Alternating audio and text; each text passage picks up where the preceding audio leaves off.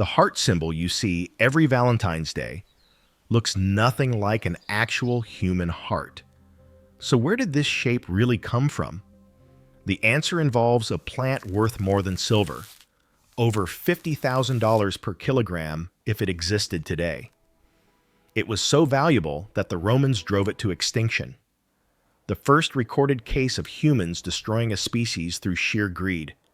But today, I'll show you how to grow its cousins and enjoy similar benefits in your own garden.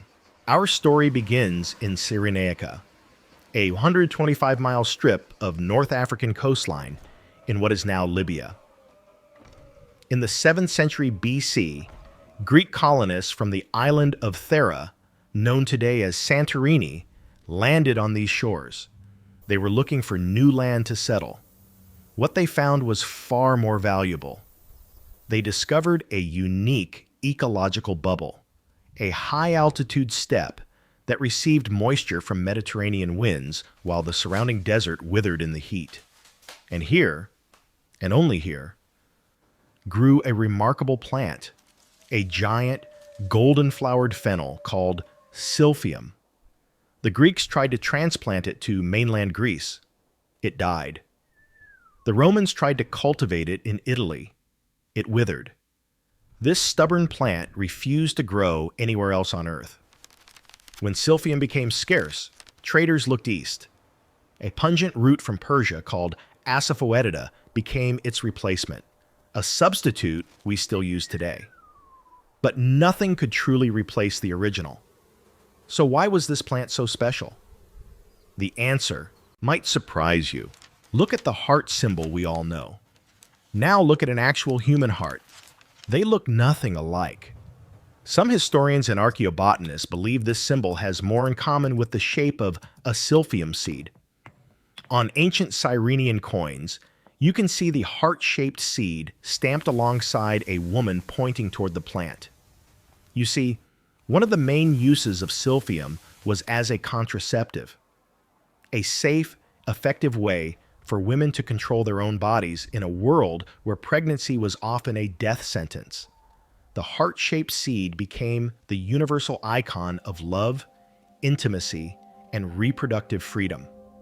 This plant gave humanity a level of control over their biology that wouldn't be matched until the invention of the birth control pill, nearly 2,000 years later. And that was just one of its powers. To the ancient world, silphium was a panacea, a cure for seemingly everything. Hippocrates used it as a fever reducer. Others prescribed it for epilepsy, respiratory infections, and even baldness. It was a powerful anti-inflammatory and antibacterial agent. But here's what's fascinating. Modern analysis helps us understand why these ancient claims might actually have been true. Researchers found a compound called laserpetin, a potent anti-inflammatory, and ferutinin, a phytoestrogen that acts as a selective estrogen receptor modulator. In simple terms, exactly the kind of chemistry you'd need for an effective contraceptive and pain reliever. In total, scientists have identified 31 active compounds in related plants. Some show significant anti-cancer properties, particularly against kidney and colon cancers. The ancients didn't have the science to explain why silphium worked. They just knew it did. And in the kitchen, it was equally treasured. Silphium was the pinnacle of Roman haute cuisine. The resin was grated over braised meats and delicate seafood. Ancient writers described it as garlicky, pungent, and aromatic, superior to any other spice on earth. When silphium became rare, cooks turned to Asafoetida, nicknamed devil's dung because of its strong smell.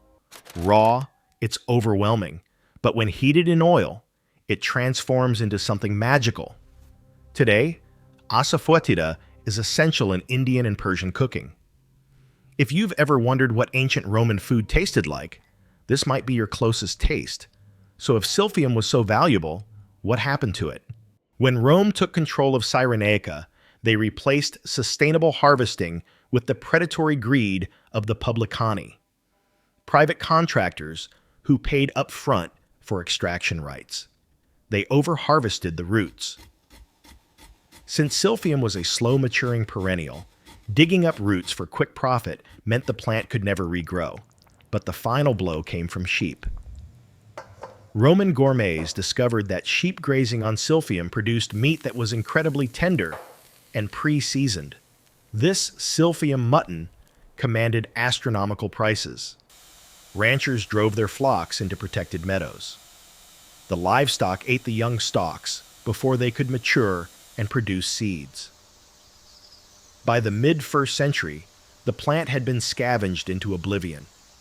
Pliny the Elder recorded that only a single stalk was found in all of Cyrenaica. It was plucked and sent to Emperor Nero as a final tribute. The same pattern threatens plants today. Short-term profit over long-term stewardship. How many potential cures are we losing right now to deforestation and climate change? For 2,000 years, Silphium was just a myth, until 2021. In 2021, Professor Mahmut Miski of Istanbul University published a paper that sent shockwaves through the scientific community. While exploring the Central Taurus Mountains in Turkey, nearly 1,000 miles from Libya, he came across a rare species of giant fennel called Ferula drudiana. The parallels were impossible to ignore. Thick branching roots with black bark, just as ancient texts described. Opposite branching structure, exceedingly rare in the Ferula genus, but prominent on ancient coins, and the chemistry match too. The same 31 compounds that would explain ancient medical claims. And the seeds? Perfectly heart-shaped. A mirror image of the icons stamped into silver 2,500 years ago. Now, is this really Silphium? Scientists are still debating. DNA analysis suggests the Turkish and North African varieties may be distant cousins, not the same plant. But Professor Miski believes ancient Greeks may have transplanted seeds to Turkey during their trading expeditions. Debate continues. But here's what matters to you. You might not be able to grow ancient Silphium, but you can grow plants that share its heritage and benefits. First, Asafoetida. This is the historical substitute for Silphium and arguably the closest in flavor. It grows in zones 8 through 11. You can find the resin as a spice in most international grocery stores, or grow the plant itself if you're in a warm climate. Second, common fennel. This is your easiest option. It grows in zones 4 through 9. That covers most of the United States. It has that same anise-like flavor profile and is incredibly easy to grow from seed. Third, giant fennel. This is the closest botanical relative you can realistically grow. Zones 6 through 10. It's ornamental and dramatic, can grow up to 15 feet tall. But be careful, it can be toxic to livestock. And for the adventurous gardeners, Ferula drudiana seeds. Yes, you can actually buy them on Amazon. But fair warning, this plant takes 10 years to mature and flowers only once before dying. It's not for the impatient. You don't need the original Silphium to enjoy its legacy. These plants let you taste history. Let me break down which plants work for your region. If you're in zones 4 through 9, common fennel is your best bet. Zones 6 through 10, try giant fennel. Zones 8 through 11, you can grow Asafoetida. And zones 6 through 9 are suitable for attempting Ferula drudiana. Soil. All Ferula species prefer well-draining, sandy loam soil. They hate wet feet. Root rot is their biggest enemy. Light. Full sun to partial shade. Think Mediterranean conditions. Here's the crucial detail for Ferula seeds. They require cold stratification. That means 4 to 6 weeks in your refrigerator before planting. Without this cold period, they simply won't germinate. Timeline. Fennel will give you results in 1 growing season. Ferula species? Plan on years. Ferula drudiana takes a full decade to reach maturity. Where to buy? Check your local nurseries for fennel.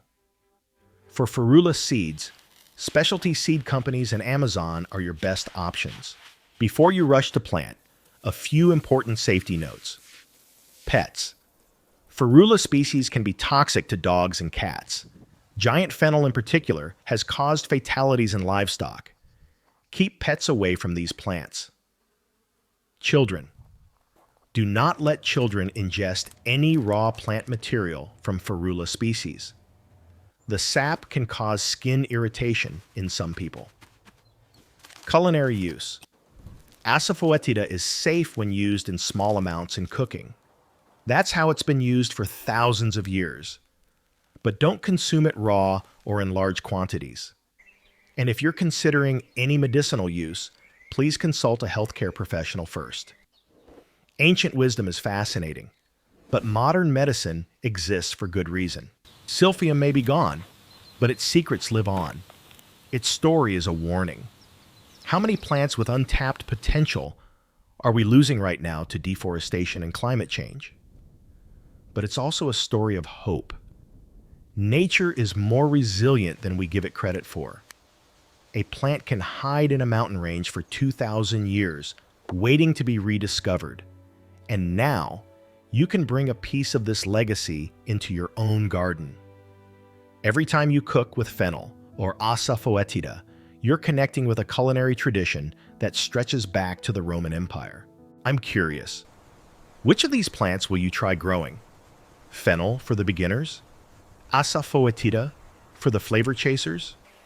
Or are you brave enough to attempt Ferula druidiana? Drop a comment and let me know. If you enjoyed this journey through botanical history, subscribe and hit the bell. We explore the untold stories of remarkable plants every week. Next time, another plant the Romans treasured that nearly vanished from history. You won't want to miss it. Until then, happy gardening.